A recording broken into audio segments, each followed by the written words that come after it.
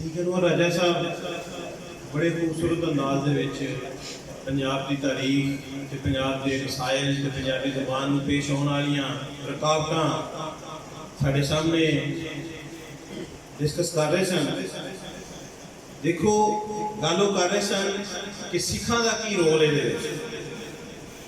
एक सिख शायरा अमृता प्रीतम उन्हें जो पंजाब की तारीख लिखी तो पंजाब की तारीख के उन्होंने सिखां दे विचों कोई रैफरेंस नहीं मिलिया। उन्हें फिर बाबा वारिस शाह का जिक्र किया। उन्हें बड़े खूबसूरत अंदाज में लिखा कि अज आखां वारिस शाह नूं कितों कबरां विचों बोल, अज आखां वारिस शाह नूं कितों कबरां विचों बोल। एक रोई सी धी पंजाब दी तू लिख लिख मारे वैन, अज लखां धीआं रोंदियां ते वारिस शाह नूं कहन।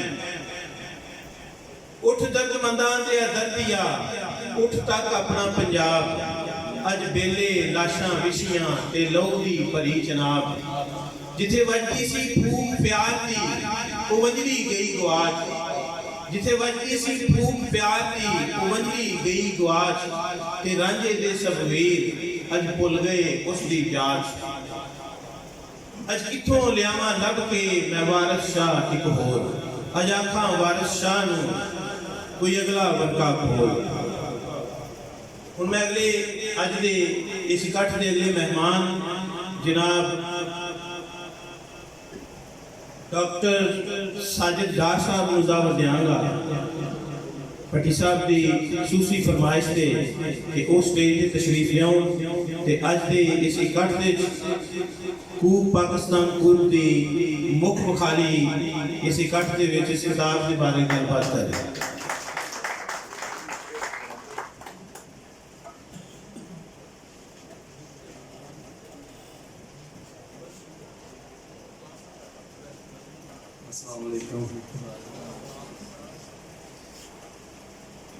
पढ़िसा की किताब से अज की रुनमाई से मौका मिले सू दोस्तों तो इस तरह एक दोस्त की तरह सानू ही किताब नहीं एक नशा पास हो रहा है, लेकिन वो चंद एक गल्लां जिहड़ियां ना जरूरी करनियां इस हवाले नाल ने कि जिस तरह साडे मुल्क च साडी ज़ुबानां दी ते साडे मुल्क की उस हवाले नाल कोई खास ऐसी कदर नहीं हो रही जिस तरह ये मामला सारे सामने है।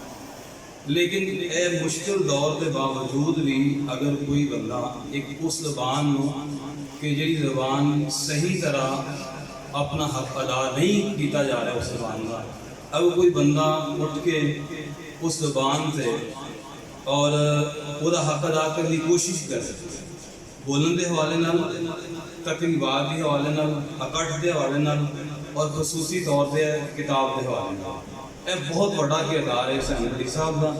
और मैं समझना कि यह एक जिहाद है जुबान के हवाले में खासकर अगर किया जाए तो यह सारा क्रैडिट जो है भट्टी साहब में जाना है। और साड़ी भी इंशाल्लाह कोशिश है अपने स्टूडेंट में मैं अक्सर गायबाना तार भट्टी साहब का कई दफ़ा पढ़ा चुका हाँ। और मेरे एक बड़े अच्छे दोस्त ने गिफ्ट यूनिवर्सिटी पढ़ाते रहे हैं हसान बासित साहब, और जिन्हों के दादा परदादा है डॉक्टर फकीर फकीर साहब ने जिन्होंने नाम पर कॉलेज भी उत्थे बने। उन्होंने भी जिन्हें भी अपने अजीज़ ने वो भी इस ज़बान के हवाले बड़ी कोशिश कर रहे हैं, बल्कि बाबा पंजाबी उन्होंने दादा साहब को किया गया है डॉक्टर फकीर तो उन्होंने भी मैं कई दफ़ा भट्टी साहब का जिक्र किया है कि इन्हों की ज़ुबान नाल मुहब्बत और पंजाब की तारीख नाल मुहब्बत जी है ना और बहुत मुनफिद है।